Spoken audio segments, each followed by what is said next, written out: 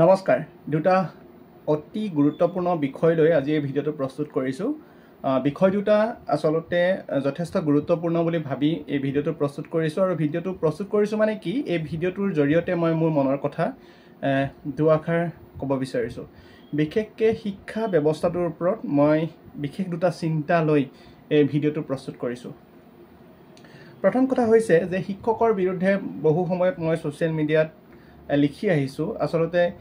শিক্ষক মই এইসকলৰ বিষয়ে লিখিছিলোঁ যে যিসকলৰ মই নিজে দেখিছোঁ যে বহু শিক্ষাগুৰু আছে যে শিক্ষাগুৰুৱে বিদ্যালয়ত ভালদৰে পাঠদান নকৰে কিন্তু ব্যক্তিগতভাৱে তেওঁলোকে টিউচন কৰে আৰু টিউচন কৰি তেওঁলোকে ঘৰুৱাভাৱে টকা উপাৰ্জন কৰে তাত আমাৰ আপত্তি কৰিবলগীয়া নাই কিন্তু বিদ্যালয়ত যদি শিক্ষাদানৰ ক্ষেত্ৰত তেওঁলোকে অনীহা প্ৰকাশ কৰে যদি তেওঁলোকে গাফিলতি কৰে তাত কিন্তু আমাৰ ক'বলগীয়া আছে মোৰ সেই কথাখিনি মই বিভিন্ন সময়ত বিভিন্ন ধৰণে লিখা মেলা কৰিছিলোঁ ফেচবুকৰ মজিয়াত বা বহুতে সেই বস্তুবিলাক দেখিছে গতিকে আজি সেই বিষয়টো মই ক'বলৈ যোৱা নাই বাৰু সেই বিষয়টো বাদ দিছোঁ এটা নতুন যিসকলে টেটৰ জৰিয়তে নিয়োগ হৈছে তেওঁলোক যথেষ্ট প্ৰতিভাৱান তেওঁলোক মেধা কিন্তু তাৰ পাছতো বিদ্যালয়বিলাকত ছাত্ৰ ছাত্ৰীৰ সংখ্যা পূৰ্বতকৈ বৃদ্ধি হোৱা নাই কিয় বা ক্ৰমাৎ হ্ৰাস হৈছে কিয় এই কথাবোৰ অলপ বিচাৰ বিবেচনা কৰাটো অতিকৈ প্ৰয়োজন প্ৰথম কথাটো হৈছে কি প্ৰথম মই যিখিনি অভিযোগ দিছিলোঁ সেইখিনি বহুত কম সংখ্যক শিক্ষকে যি দায়িত্ব নিজৰ দায়িত্বটো ভালদৰে তেওঁলোকে উপলব্ধি কৰিব নোৱাৰে তেওঁলোকে তেনেধৰণৰ কৰ্মকাণ্ড কৰে আৰু সেইসকলৰ প্ৰতি মানুহৰ শ্ৰদ্ধা আছেনে সমী আছে সেই কথাটো স্থানীয় লোকসকলে নিজৰ ক্ষেত্ৰখনত যোনে যাক চিনি পায় তেওঁলোকে জানে গতিকে যিসকলে শ্ৰদ্ধা সহকাৰে কাম কৰি আছে তেনে শিক্ষকৰ সংখ্যা অসমত কম নাই টেটৰ জৰিয়তে হওক পূৰ্বৰ আমাৰ যিসকল শিক্ষাগুৰু আছে তেওঁলোকে আন্তৰিকতাৰে কাম কৰি আছে আন্তৰিকতাৰে কাম কৰাৰ পাছতো কিয় ছাত্ৰ ছাত্ৰীৰ সংখ্যা বৃদ্ধি হোৱা নাই এইটো আটাইতকৈ ডাঙৰ কথা মই দুদিনমান আগতে এখন ইংৰাজী মাধ্যমৰ বিদ্যালয় আৰু এখন অসমীয়া মাধ্যমৰ বিদ্যালয় ব্যক্তিগত খণ্ডৰ মই সুধিছিলোঁ যে মই মুকুল শ্ৰেণীত বিশেষকৈ অসমীয়া মাধ্যমৰ বিদ্যালয়ৰ শিক্ষাৰ্থী অভিভাৱকক সুধিছিলোঁ যে মুকুল শ্ৰেণীত এজন শিক্ষাৰ্থীক নামভৰ্তি কৰিলে কিমান টকা বছৰত লাগে আৰু মাহে মাহে কিমান লাগে তেওঁলোকে মোক আনিবলৈ দিলে যে বছৰত ৯,০০০ টকা আৰু বছৰে ৫০০-৭০০ টকা তাৰ উপৰেঞ্চি ইউনিফৰ্মৰ কথা বেলেগ তাৰ পাছত সাজপাৰৰ কথাটো বেলেগ তেওঁলোকক জোতা কিবা লাগে সেইবিলাক বস্তু বেলেগ আৰু তেওঁলোকে পঢ়া শুনা অন্যান্য যিবিলাক খৰচ সেইবিলাক বেলেগ কিন্তু নামভৰ্তিৰ নামত ৯,০০০ টকা বছৰত আৰু বছৰি ৭০০ টকা মাহিলী ৭০০ টকা তেওঁলোকে আদায় কৰিব লাগে ইয়াৰ উপৰি মই ব্যক্তিগত খণ্ডৰ ইংৰাজী মাধ্যমৰ বিদ্যালয়ৰ অভিভাৱকক সুধিলোঁ যে নাৰ্চাৰীত পঢ়ি থাকিলে এজন শিক্ষাৰ্থীৰ এডমিশ্যন কিমান আৰু মাহে কিমান দিব লাগে তেওঁলোকে ক'লে যে বছৰি ১৫,০০০ টকা এডমিশ্যন আৰু মাহে ১৫০০ টকা আৰু এক্সট্ৰা কিছুমান খৰচা থাকেই গতিকে এতিয়া চাব গ'লে নাৰ্চাৰী মুকুল এই দুটা শ্ৰেণীতে ইমান টকা আদায় দিব লাগে পঢ়াৰ নামতে দিব লাগে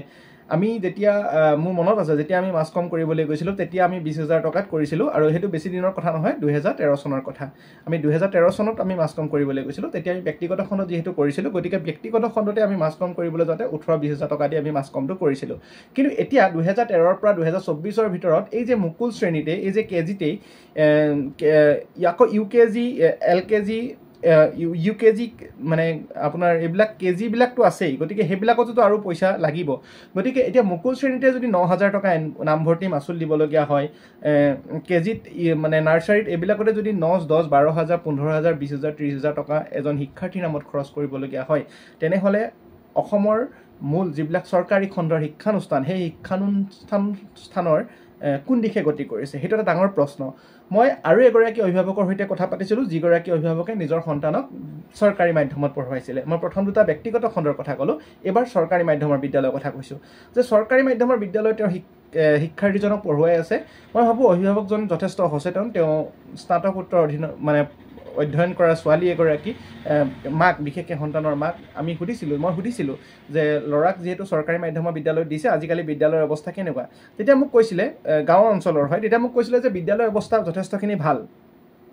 আজিকালি ইনভাৰ্টাৰৰ সুবিধা দিছে আজিকালি আন্তঃগাঁথনিও ভাল বহুকেইখন বিদ্যালয় আন্তঃগাঁথনি নতুনকৈ ভাল কৰা হৈছে গতিকে এইবিলাক গঠনমূলক যিবিলাক পজিটিভ কথা ইতিবাচক কথা এই কথাখিনি অভিভাৱকজনে মোক জানিবলৈ দিলে কিন্তু তেওঁলোকৰ এটা কথা ক'লে যে শিক্ষানুষ্ঠানত শিক্ষাগুৰুৰ অভাৱ এতিয়া শিক্ষাগুৰু 3জন 60 এই বিদ্যালয়খনত মোৰ মনত আছে 60জন ছাত্ৰ আছে 60জন ছাত্ৰ ছাত্ৰী আছে শিক্ষাৰ্থী আছে কিন্তু টিচাৰ মাত্ৰ 2জন তাৰে এজন যাবলগীয়া হৈছে ট্ৰেইনিঙত বিভিন্ন ট্ৰেইনিঙত শিক্ষাগুৰুসকলক লৈ যোৱা হয়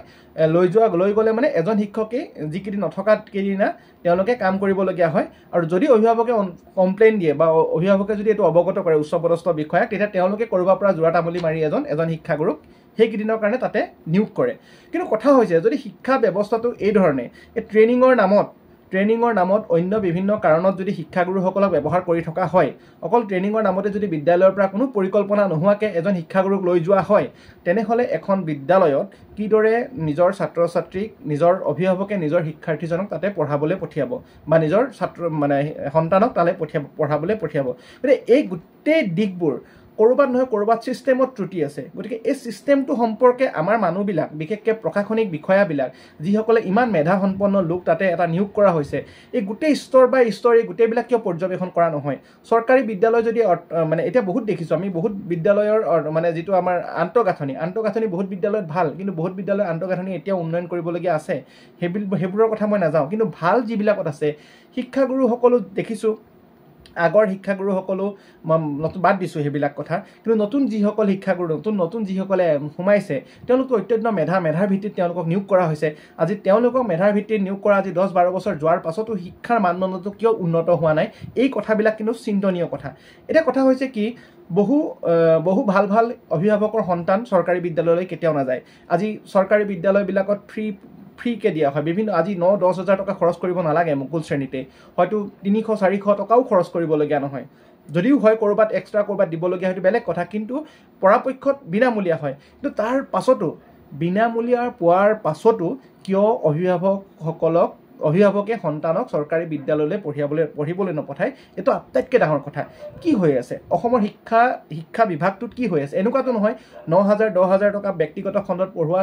ছাত্ৰ এজনে গৈ ফালে 3rd গ্ৰেড পৰীক্ষা নিদিব ভৱিষ্যতলৈ চৰকাৰী চাকৰিত তেওঁলোকে নিয়োগ নহ'ব বা তেওঁলোকে অন্যান্য কামত নাযাব গোটেইবিলাকতো একেলগ হয়গৈ চৰকাৰী মাধ্যমত পঢ়ি যোৱাজনেও সেই একেটা পৰীক্ষা দিবলৈ পায়গে আৰু চৰকাৰী ব্যক্তিগত খণ্ডত পঢ়ি যোৱাজনেও একেটা পৰীক্ষা দিবলৈ পায়গে কোনোবা চৰকাৰী মাধ্যমত বিদ্যালয় গৈও ইঞ্জিনিয়াৰ ডাক্তৰ হ'ব পাৰিছে ব্যক্তিগত খণ্ডত গৈও ডাক্তৰ ইঞ্জিনিয়াৰ হ'ব পাৰিছে এনেকুৱাতো নহয় যে ব্যক্তিগত খণ্ডত গৈ ফালে ল'ৰা ছোৱালী পঢ়ি ফালে অকল বেলেগ এটা ফিল্ডত যাব পাৰে তেওঁলোকক ইমান টকা খৰচ কৰাৰ বাবদ তেওঁলোকেতো এনেকুৱা নহয় যে ইণ্টাৰভিউটো নিদিয়াকৈ তেওঁলোকে চাকৰিটো পাব বা চৰকাৰী মাধ্যমত বিদ্যালয়ত পঢ়াজনে ইণ্টাৰভিউ চব ফেচ কৰিব লাগিব তেনেকুৱাতো এনেকুৱা কোনো পাৰ্থক্য নাই চবেইতো একে কৰিব লাগে কিন্তু তাৰ পাছতো ইমানখিনি একেই পৰ্যায়লৈ যাবৰ কাৰণে এই পুৱাৰ আৰম্ভণিৰ পৰ্যায়তেই মুকুলত 9,000 আৰু কেজিত 15,000 কাৰোবাত 20,000 এনেকুৱা টকা প্ৰাথমিক পৰ্যায়ত কিয় খৰচ কৰিবলগীয়া হৈছে চৰকাৰী বিদ্যালয়বিলাকে কি ভূমিকা গ্ৰহণ কৰি আছে এই কথাবিলাক অলপ চিন্তনীয় বিষয় নহয়নে ছাত্ৰ ছাত্ৰীৰ ভৱিষ্যতৰ সপোন দেখাটো অভিভাৱকৰ দায়িত্ব মই কওঁ যে 75% উপাৰ্জনৰ 75% পইচাই কিজানি অভিভাৱকসকলে সন্তানৰ নামত খৰচ কৰে কিন্তু তাৰ পাছতো এই যে খৰচ কৰিবলগীয়া হৈছে ব্যক্তিগত খণ্ডত পঠিয়াবলগীয়া হৈছে চৰকাৰী এই ব্যৱস্থাটো ক'ত ত্ৰুটি আছে এই ত্ৰুটিবিলাক চোৱাৰ এটা প্ৰয়োজনীয়তা নাইনে শিক্ষকক যদি সুধিবলৈ যায় শিক্ষকৰ সমস্যা বহুত আন্তঃগাঁথনিৰ সমস্যাও আছে নথকা নহয় আজি এই সিস্টেমটোত কৰবাত চৰকাৰে গোটেইখিনি সুবিধা দিয়াৰ পাছতো চৰকাৰে ইমান সুবিধা দিয়াৰ পাছতো কৰবাত নহয় কৰবাত সিস্টেমটোত ত্ৰুটি আছে নে নাই এই কথাবিলাক কিয় শিক্ষাবিদসকলে এই কথাবিলাক কিয় প্ৰাথমিক পৰ্যায়ৰ যিসকল ব্যক্তি আছে বা বিভিন্ন ধৰণৰ যিসকল এই প্ৰাথমিক শিক্ষাৰ পৰা আৰম্ভ কৰি শিক্ষা ব্যৱস্থাটোৰ সৈতে যিবিলাক বুদ্ধিজীৱী বা যিসকল শিক্ষাবিদ জড়িত হৈ আছে তেওঁলোকে এই গোটেই বস্তুবিলাকৰ ওপৰত এখন কমিটি গঠন কৰি এই বস্তুটো কিয় মীমাংসা নকৰে কিয় চৰকাৰী মাধ্যমৰ বিদ্যালয়ত ছাত্ৰ ছাত্ৰী নাযায় এনেকুৱাতো হ'ব নোৱাৰে যে চৰকাৰী বিদ্যালয়ত অকল দুখীয়া ছাত্ৰ ছাত্ৰীয়ে যাব বা যিসকলে পঢ়াব নোৱাৰে প্ৰাইভেট স্কুলত দিব নোৱাৰে সেইবিলাকে অকল চৰকাৰী স্কুলত যাব চৰকাৰী স্কুলত যদি পৰিৱেশ ভাল হয় চৰকাৰী স্কুলত যদি শিক্ষা আৰু বেছি উন্নত হয় নিশ্চয়কৈ চৰকাৰী বিদ্যালয়লৈ ল'ৰা ছোৱালী যাব মই কৈছোঁ নহয় ভাল শিক্ষা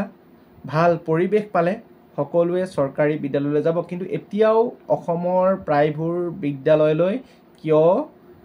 চৰকাৰী বিদ্যালয়লৈ কিয় অভিভাৱকে সন্তানক পঠিয়াব নিবিচাৰে? এক নম্বৰ কথা, মেধাভিত্তিত চাকৰি দিয়াৰ প্ৰক্ৰিয়াটো হিমন্ত বিশ্ব শৰ্মা ডাঙৰীয়াই যিদৰে পালন কৰিলে, আজি ইমান বছৰে 10-12 বছৰ হৈ গ'ল, আজি ইমান বছৰে ছাত্ৰ ছাত্ৰীৰ অনুপাত সংখ্যাটো পূৰ্বতকৈ আৰু বৃদ্ধি হ'ব লাগিছিলে।